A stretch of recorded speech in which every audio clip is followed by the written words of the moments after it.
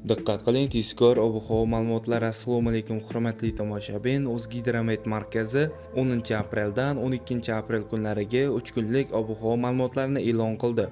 Ushbu kunlari respublikamizning barcha hududlarida havo o'zgaruvchan bo'ladi. Asosan yog'ingarchiliklar kutilmaydi. Qoraqalpog'iston Respublikasi, Xorazm, Buxoro, Navoiy viloyatlarida havo biroz bulutli bo'ladi.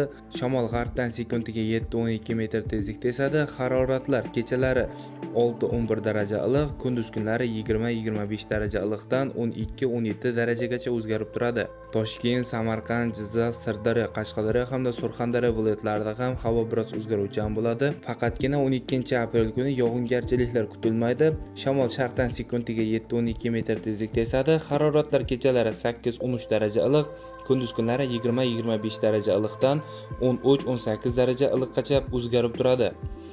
Respublikamizning vodiy hududlarida, ya'ni Andijon, Farg'ona, Namangan viloyatlarida ham havo biroz bulutli bo'ladi.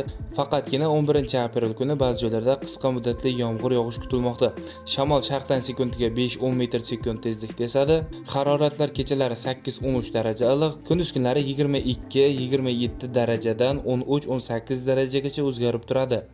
Respublikamizning tog' oldi va tog'li hududlarida ham havo biroz bulutli bo'ladi. Ba'zi joylarda qisqa muddatli yomg'ir yog'ishi momaqaldiroq bo'lishi mumkin. Shamol g'arbdan sekundiga 5-10 metr sekund tezlikda esadi. Ba'zi joylarda shamolning tezligi 13-18 metrgacha kuchayishi mumkin.